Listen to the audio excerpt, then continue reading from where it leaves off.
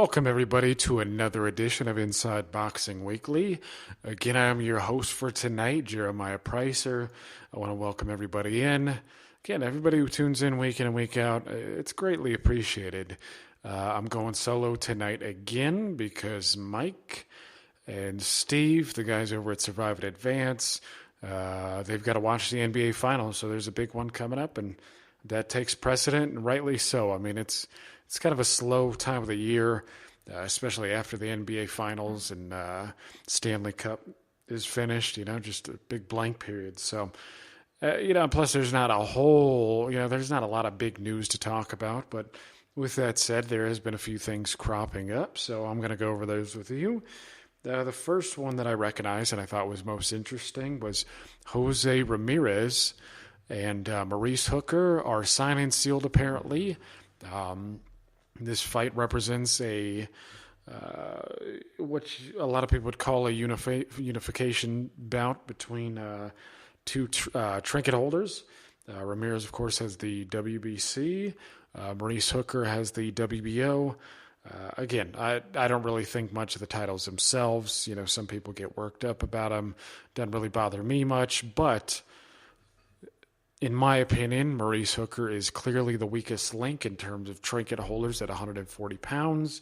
So I'm going with Jose Ramirez here. I actually think he's going to stop him late. Hooker has been fighting pretty well, to be honest with you. I mean, it seems as if, he's had some newfound confidence. He's shown some lateral movement. His combination punching has been pretty good. But of course, he's fought a number of guys who, especially in his last fight, I believe not his last fight. LaPierre, I believe, is the guy that he fought. But the one before that, I believe he was an underdog in it. He was a slight underdog, but an underdog nonetheless. And he showed some ability. He got through that fight and he ended up winning. Again, beside the fact that he was an underdog, but it's not as if he was a dominant figure in that fight. He did box good again. But, there was some back and forth there. And to me, Ramirez is a significantly better version of Maurice-Hooker's last opponent. But I'm glad they can get it done. I mean, whenever you got two guys who are, like in the top five or so going at each other, I think there's cause for celebration, even if stylistically it doesn't mesh well. I mean, I think we really should just be putting emphasis on the best fighting the best. Thankfully, the World Boxing Super Series is providing us that. With Regis Prograis and Josh Taylor, which may be the most intriguing matchup of the year. I'm not sure. The year, not everything's finished, so I don't want to jump to conclusions yet, but just in my personal opinion, I'm really looking forward to that one. But it's a good fight.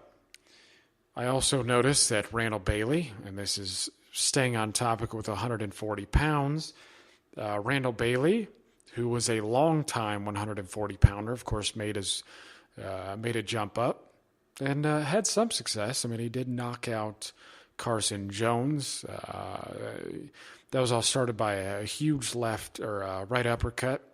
Ended up getting the job done. To be honest with you, though, I never really thought much of Carson Jones. It just kind of seemed like political maneuvering, much like a lot of this stuff is. But he's making his debut in the bare-knuckle world. And I find that pretty interesting.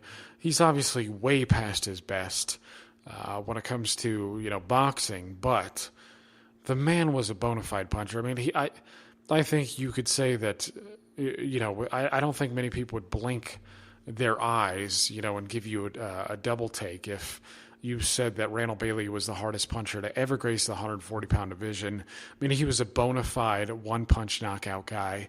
Obviously, his talent didn't really complement the power. He relied much too much on the right hand. Always try to find a way to get it there. And he'd be inactive on his way to getting there. And, he didn't really stick the jab out as much as he should. And he lacked nuance. It's like you watch a guy like Kostya Tszyu and, the ability that, things that he would use to set it up, like the front hand play and, the left hooks to keep you in line for the shot and, the accuracy and whatnot. I mean, Kostya Tszyu was clearly a better puncher in the sense that he was more, like the delivery system was much, much better. But with Randall Bailey, in terms of power, I'm trying to think. I mean, I'm going all the way back here. I mean, even when they thought the title was synthetic, and guys like Barney Ross were fighting for it, and Tony Canzoneri, and then Tippy Larkin. He wasn't that big of a. He was a good puncher, not a big puncher. But yeah, I'm just trying to think of who, throughout the years. Obviously, Kendall Holt from nearly the same era. He was a damn big puncher too. But yeah, in terms of one-shot power, Bailey to me is one of the biggest punchers, not only at 140 pounds, but 147. Some guys can't make the transition there, but Bailey was certainly one of those guys who, if he was fighting in the original 8 divisions, he would be a one-punch guy at 147 too. But, thinking about how hard he hit with, 8, 10-ounce gloves, imagine what he's going to punch like with, hardly anything, just his plain fists. So I really wonder who's brave enough to get in that ring with him and, see if they can hang with him. Also, and again, this must be the 140-pound night. It's not that I'm a big fan of it, or maybe it's a 140-pound day, because funny enough, I posted about Costa Tszyu versus Sharmba Mitchell earlier, then all of a sudden I look at the news and it's a bunch of talk about 140 pounds or, people who used to be there, yada, yada, yada. And one thing I also noticed was Jose Pedraza is talking about moving to 140 pounds in an effort to grab a trinket there. He wants to do so in an effort to call himself a 3-division quote-unquote champion. Of course, I don't buy that, not for a second. I mean, really, he hasn't been the champion in any division he's traversed, and it just strikes me as nonsensical. I mean, just the wealth of guys nowadays who call themselves multi-weight, quote-unquote champions, it's ridiculous. I mean, there used to be a time when it actually held something, and there was a mystique about it. It held a particular stature, and now it's just, something that guys often like doing. I mean, Adrian Broner, proclaims himself a 4-division champion, and when you compare him to some of the other guys, it's just, I mean, it looks like a joke, honestly. I mean, he's deluded to the point where he thinks that in itself gives us cause for celebration. And not only that, we'll see his induction into the Hall of Fame. And of course, the Hall of Fame voting standards, they mostly get it right. I'm not going to go on a tangent here, but they mostly get it right. But some of the voters get it wrong because they put too much emphasis on all this alphabet title stuff as well. I mean, the fact that Sven Otke is in there pretty much tells you all you need to know. But yeah, at 140 pounds, can he jump up and snatch a trinket? I don't think so. Not, with the news that I mentioned earlier with, Ramirez and Hooker, that means 2 titles will be there. And then after the World Boxing Super Series is up, that means 2 titles are going to be in the possession of the winner. And hopefully the winners fight each other. And that way, Taylor versus Prograis crowns a champion. Okay, so whoever wins that fight is going to be the champion, regardless of what Hooker and Ramirez accomplish. It doesn't really matter, to be honest. But in terms of alphabet trinkets, I know it would be nice for the winner to fight the winner of the other fight. And so, is Jose Pedraza going to beat Josh Taylor or Regis Prograis or potentially Maurice-Hooker or Ramirez? I suppose if Hooker somehow came out of this alive, I think Pedraza has a shot. I think potentially has a shot against Ramirez as well. But, Taylor and Prograis just look a notch above to me, and that goes for them in comparison to Ramirez and Hooker as well. So I don't see Pedraza accomplishing his goal unless, of course, he's backed by Top Rank, so you never know what could happen with that WBO title. I mean, you could get Ramirez versus Prograis potentially. Then how the Alphabet Soup organizations do. They pretty much fracture everything not long after, especially the IBF. Don't give him much credit for that either. I also noticed that Chad Dawson is making a return. Dawson couldn't even hang with Tommy Carpensi. This is another time that he's coming back. I don't really expect much here.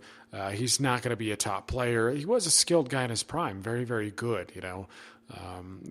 Good skilled southpaw, good size. I was able to beat Bernard Hopkins. I know Hopkins was on the plus side of 40 at that time, but again, Hopkins it was generally very good against guys who came to him. Not quite so much against athletic guys like Dawson and Taylor, et cetera, et cetera. Speaking of Bernard Hopkins, we're going to move to On This Day. This is a short show, so don't get too upset with me. Again, I'm going solo here. And there's really not a ton to talk about. But the On This Day relates to Hopkins as well. And it's Oscar De La Hoya versus Felix Sturm. And this, of course, was for, the fringe WBO trinket. It was not considered that serious at the time, as you can see, because Bernard Hopkins didn't bother fighting for it until Oscar De La Hoya grabbed it. When Felix Sturm had it, nobody really cared about watching Sturm versus Oscar De La Hoya. It really wasn't a thing. It was still widely viewed. It had more credibility in certain weight classes, but it didn't really take hold in America until Bob Arum started wheeling and dealing with him. And that's when a lot of Americans started to say, hey, okay, because a lot of the Europeans, they had WBO trinkets, and it just, some of these guys like Michalczewski never really fought in the U.S. He did beat some American contenders, but to be honest with you, he eventually lost to one of them. He held the WBO. Prince Nassim Hamed, we saw what happened when he fought Marco Antonio Barrera. And of course, that's not to take away from Hamed altogether. He was still a very good fighter, interesting guy. Actually, one of the first guys that I ever took interest in. What I saw him on Showtime. But my point is that a lot of people didn't take the WBO seriously, and this was one of those times. But it was just like an added perk for Bernard Hopkins. And so we saw, Oscar De La Hoya moved up to 160. And this was just designed as a stay busy fight, right? Bernard Hopkins fought Robert Allen for the third time. Nobody needed to see it. But again, it was all in an effort to hype the big fight with Oscar De La Hoya. Hopkins had an easy night of it. Robert Allen was a decent fighter. Nothing particular, nothing real good about him. And again, a lot of us didn't need to see the fight for the third time, but it was all just in an effort to build it up. Well, Oscar De La Hoya on his end ended up having a much tougher time of it than people expected. It was kind of like Delphine Persoon going into the Katie Taylor fight. It's like nobody really knew who Felix Sturm was. In Germany, he probably had some clout, but in America, he was just brought in as his opponent. And you could see Oscar De La Hoya. And again, I'm working from memory here. A lot of time, if I've never seen the fight, usually I'll watch it before Mike and I do the show. The On This Day. But yeah, with this one, I think my memory serves me pretty well here. Oscar De La Hoya thought he could just bully Felix Sturm. He tried to win on work rate. He was throwing combinations to the body and head. Sturm put up that tight German guard. De La Hoya just kept throwing punches and flurries, and he wasn't really landing a lot of note. Felix Sturm, you could see that he was clearly the physically stronger guy. He was the more adept of the two at 160 pounds. And, he had a strong amateur background, so he knew what he was doing. I will say that I've been vocal about the German style in the past. I don't like it. A guy coming at you with his arms up and, just blocking things and relying on the jab. It's just not pretty to watch. Henry Mask, I just really couldn't get behind him. Sturm, I couldn't get behind. Abraham, I couldn't get behind. But I will say that after this fight, I did become a Sturm fan, but of course that was short-lived, and I'll tell you why after I finish analyzing the fight. But yeah, Oscar De La Hoya came out quick. He was throwing a lot of punches. He looked a bit pudgy for the weight, and Sturm just really didn't look bothered by it at all. I mean, Oscar De La Hoya would throw his combinations, and Sturm would just pepper him with that jab. And if there's one thing that I really liked about Felix Sturm, it was the jab. Yeah, he relied on it a bit too much. He wasn't throwing power punches as much as he needed to. But that jab was sharp. It was technical. It was quick. It was hard to detect. It just pretty much came from, point A to point B. There wasn't a lot of slack in the punch. And again, he just looked like the boss in there. And, you could see Bernard Hopkins watching from his dressing room, and he's like, I don't know about this one. Or maybe I got it twisted there. Could be that Hopkins had already fought, but I'm pretty sure, again, if my memory serves me, that Hopkins was watching it from his dressing room. But De La Hoya he kept trying the combinations. Sturm just kept blocking him, kept peppering him with the jab. And to me, I was a bit more naive at that point because I was just coming around as a boxing fan. I mean, at that point, I was watching everything that I could get my hands on. But it was one of those things where you're still kind of naive to. It's that you're watching the fight and you're like, all right, there's a clear winner here.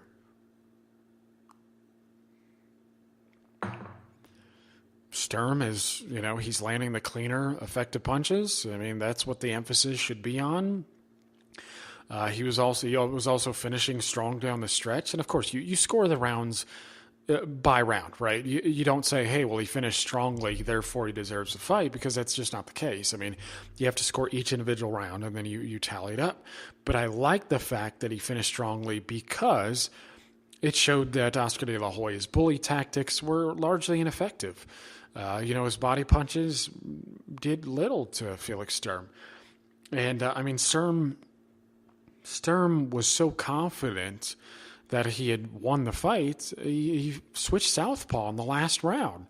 And he was connecting with straight left hands in that round as well. I mean, he performed quite well in the last round. And again, I was under the impression, and I believe I was watching with my father and my brother at the time, Oscar De La Hoya had lost the fight. I mean, virtually everybody I've ever talked to felt that Oscar De La Hoya lost that fight.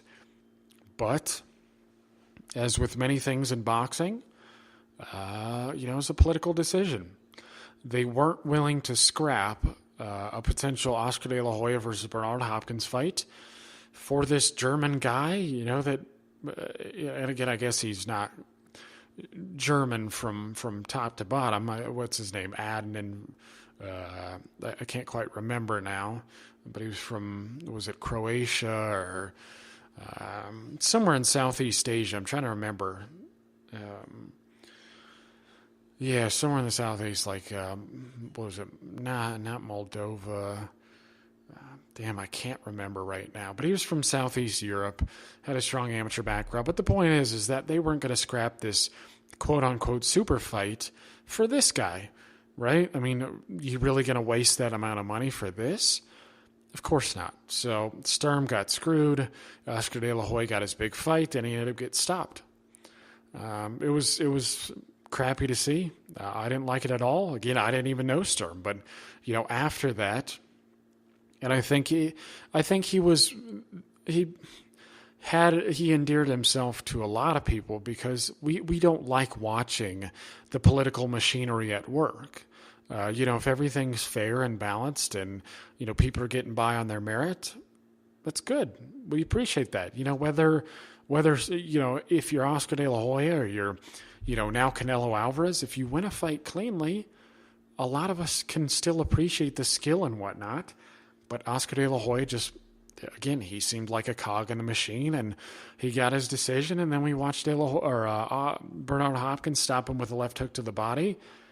And, it was unfortunate. But I will say, going back to what I said earlier, that Felix Sturm became somebody I liked initially, and then he essentially became a cog in the machine for the German political boxing machine, where he just, again, I don't know if he was afraid to venture outside Germany, but he became a golden boy there. He became something like the Oscar De La Hoya in Germany. He got a bunch of bullshit decisions.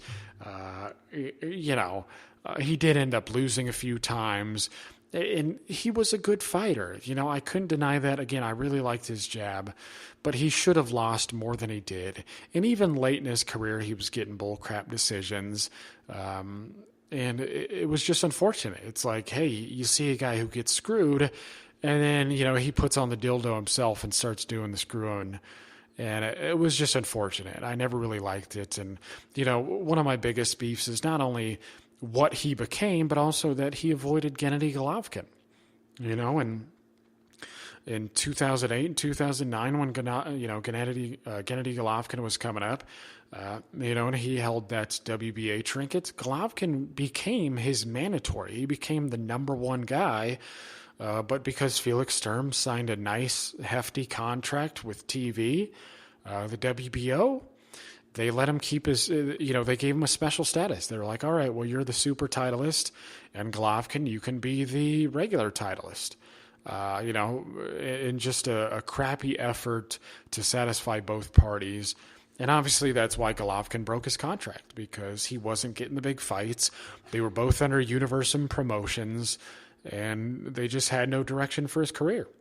And so not only did he not get Felix Sturm, but he didn't get Sebastian Zibic either. And we're talking about two guys in the same promotional banner that he was not allowed to fight. And when you look at the rankings at that time, Felix Sturm was at one time, I think in 2009, he was actually ranked number 1. And I think that was in late 2008. I think he beat, Sebastian Sylvester in a big domestic showdown. Again, I'm working from memory here, so maybe I'm wrong. But I think he jumped to number 1 after beating Sebastian Sylvester, who was ranked in the top 10 as well. It might have even been in top 5. But yeah, big domestic showdown. He ends up winning that. I don't think there was a whole lot of controversy there. But again, Golovkin was trying to get that guy. And imagine had Golovkin been able to fight Felix Sturm and Sebastian Zibic in 2008, 2009. I mean, he would have been the number 1 guy, depending on when this. And I wrote an entire article about it, so go to the Grueling Truth and check that out if you're interested. But it's called Unfulfilled Potential: How Golovkin Got Screwed by the System. And what I mean by screwed by the system is this is what I'm talking about. At least this is a piece of the puzzle. If Golovkin had starched Felix Sturm, again, I don't know anybody who doesn't think Golovkin wouldn't have beat Sturm. Because you're talking about two guys with very good jabs, but Golovkin, to me, is clearly the better jabber. In terms of power punching, he's definitely better. He's a clear superior in that regard. If Golovkin had beaten Zibic and Sturm, around 2008, 2009, depending on how early he gets it done. If he had starched Sturm in early 2009, he would have been the number 1 guy for Kelly Pavlik. Would Kelly Pavlik have fought him? I don't know. But he, for him to be number 1 as early as 2009, could you imagine, just how much his career would have gone differently had he been number 1 that early? I don't think guys like Pavlik and Martinez and then Cotto and then Canelo, I just don't think they would have been able to put him off that long. As is, Golovkin was put off over 4 years in the number 1 position. Had he been number 1 in 2009, I don't think you could have put him off. I think somebody would have had to have fought him at some point. But of course, it's boxing, and you never know. And this is why I advocate over and over and over and over again, and I will continue to do so, that boxing needs a governing body that enforces, it enforces fights that we want to see. The number 1 and number 2 need to come in a timely fashion, preferably every year. And again, I haven't hashed out all the details, but just from my own personal opinion, and I haven't thought through this, but I would love you guys' feedback. I would like to see a champion. Again, there's one champion. We need less weight divisions. That way the divisions are better from top to bottom. I'd like to see less divisions, one champion per. And so I'd like to see that they fight their number one contender every year. And then if they take a second fight, it will be, like a top 10 guy or a top 5 guy. And if they take a third fight, like in the middle of the year or something, I'd love to see it be like a top 20 guy. I mean, give them something a bit easier. I wouldn't mind that at all. And if they fight a fourth time, maybe a top 20 guy as well. Top 25 guy, top 30 guy, something, like a gimme fight. I wouldn't mind that either. But we just need a meritocracy, and we need the best fighting the best in a timely fashion. We see what happens when when you're constantly letting things marinate. Floyd Mayweather and Manny Pacquiao made a bunch of money, but what does the fight really mean? Does it necessarily mean that Mayweather would have beat Pacquiao in his prime?